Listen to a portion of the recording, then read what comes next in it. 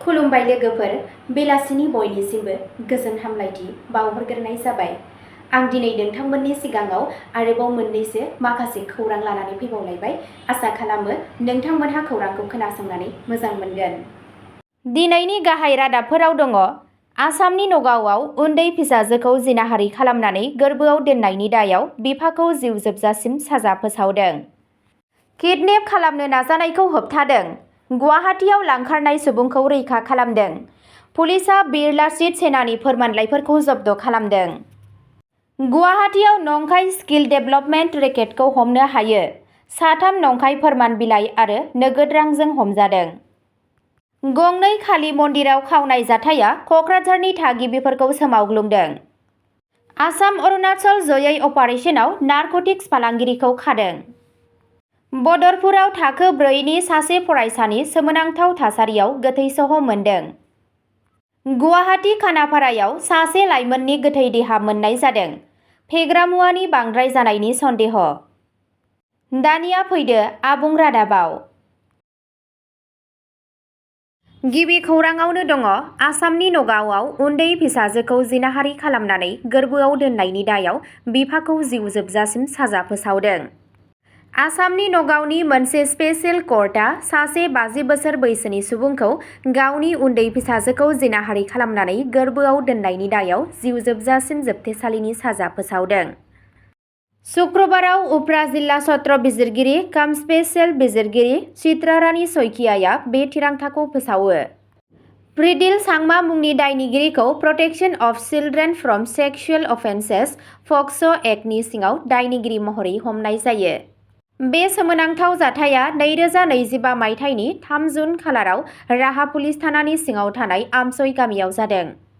बिजिरसालिया मिथिनो मोनो दि बिफाया गावनि 13 बोसोर बैसोनि फिसाजोखौ गावनि न'नि सिङावनो आथोनारि सोमोन्दो लाखिदोंमोन जेब्ला बिसिया गोजानाव दंमोन।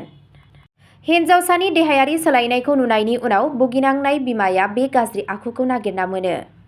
जेब्ला गिबि फोरमायथि रिपर्ट एफआइआर थिसनदोंमोन अब्ला मेडिकेल आनजादाव मिथिनो मोनो दि उन्दै गथ'आ 5 दाननि गोर्बोआव दंमोन। जिउ जोबजासिम साजा होनायजों लोगोसे बिजिरसालिया दायनिगिरिखौ 20,000 रां जुरिमाना होनो बिथोन होदों। बेनि अनगायैबो बिजिरसालिया बिथोन होयो दि भुगिनांनाय हिन्जावसाखौ फिन थांना थानायाव हेफाजाब होनो थाखाय 5 लाख रां खहा सुफुंनांगौ होनना फोरमायनायखौ मिथिनो मोननाय जादों। नैथि खौराङाव दङ। किडनेप खालामनो नाजानायखौ होबथादों। गुवाहाटीआव लांखारजानाय सुबुंखौ रैखा खालामदों। पुलिसआ बिर लाचित सेनानि फोरमानलाइफोरखौ जब्द खालामदों। गुवाहाटी पुलिसआ रबिबारनि हर गेजेराव सासे सुबुंखौ लांखारग्राफोरनिफ्राय रैखा खालामो आरो बे जाथायजों लोब्बा थानाय सा 8 सुबुंखौ खायो। भुगिनांनाय राहुल मिश्राखौ बरबारिनि प्रतीक्षा देहा फाहामसालिनि साखाथियाव मोनसे हानजाया 15-20 लाख रां फिरौथि दाबिनानै किडनेप खालामदोंमोन। पुलिसआ बिथांमोनखौ त्रिवेणीपटसिम ट्रेक खालामो आरो मिश्राखौ गंनै गारिनिफ्राय रैखा खालामो। बादामालि, सिखा, बानलु स्प्रे आरो मबाइल फन बायदि बेसादफोरखौ जब्द खालामनाय जादों। बिर लाचित सेना हानजाजों सोमोन्दो थानाय फोरमान बिलाइफोरखौबो मोननाय जादों जेराव आइडि कार्ड आरो रिसिप्ट बुकबो दंमोन। हमजानाय सुबुंफोरनि गेजेराव बिश्वजित दले, इंजामुल हक, रहान आली, महन बरा, नीतू आहमेद, चिन्मय देब, रियाज आहमेद आरो बिराज बल्लभ कलिता दं। पुलिसआ हानजानि रां जाख्ल'नाय खामानिफोराव लोब्बा थानायनि सायाव नायबिजिरगासिनो दं। थामथि खौराङाव दङ। गुवाहाटीआव नंखाय स्किल डेभेलपमेन्ट रेकेटखौ हमनो हायो। 3 नंखाय फोरमान बिलाइ आरो नोगोद रांजों हमजादों। गुवाहाटीआव नंखाय स्किल डेभेलपमेन्ट रेकेटखौ हमनो हादों। 3 हमजादों। गुवाहाटी पुलिसआ मोनसे नंखाय स्किल डेभेलपमेन्ट रेकेटखौ हमनो हायो आरो भेटपारा रडनि केराकुटसीनि उत्तरायण हाइट्सनि मोनसे फ्लेटनिफ्राय 3 सुबुंखौ हमनो हायो। दायनिगिरिफोरा जाबाय हारियानानि मनज कुमार आरो राजस्थाननि आलेख सिंह आरो ईश्वर प्रसाद यादव। पुलिसआ नंखाय डकुमेन्ट, कम्पिउटार, डेबिट आरो credit card, biometric scanner, blank cheque, mobile phone आरो 2,05,100 नोगोद रां जब्द खालामदों। बे हानजाया PM Vikas minority project skill development स्किमनि सिङाव नंखाय फोरमान बिलाइ बानायगासिनो दंमोन।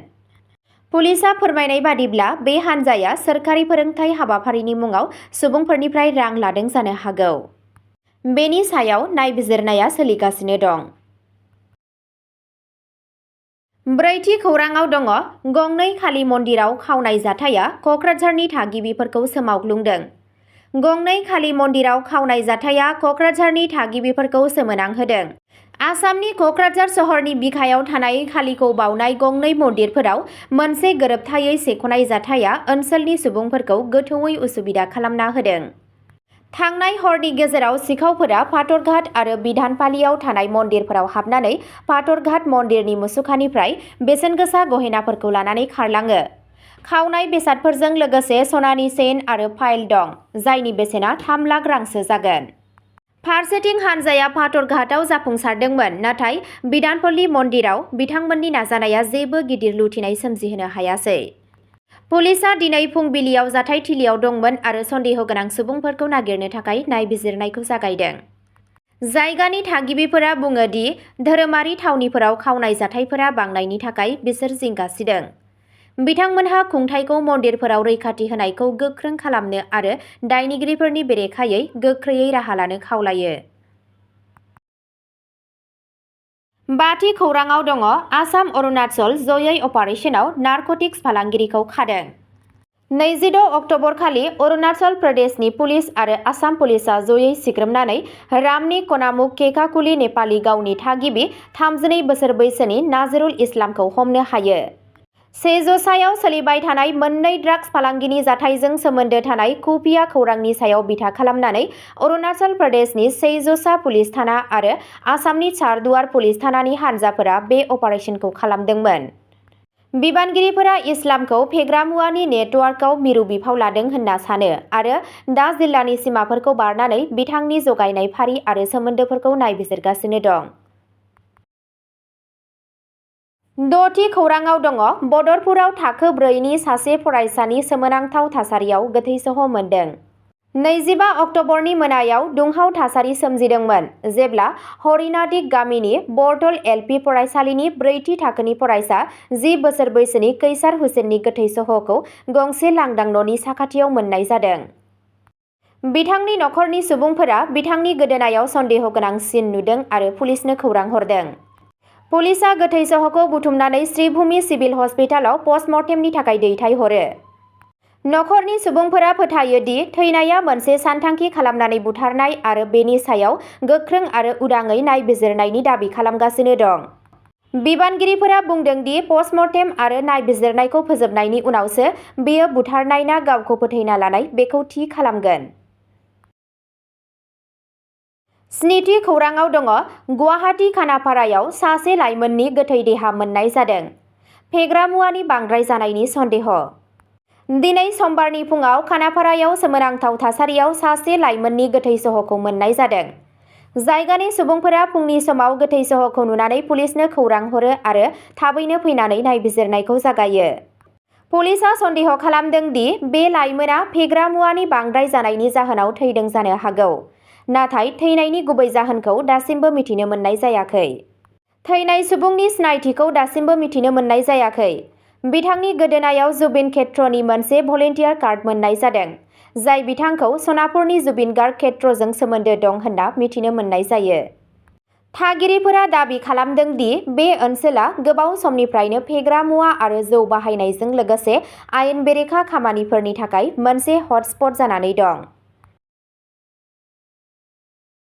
अब्ला दिनैनि खौरां फरायथिनाया एसेनोसै। गोजोन्थों।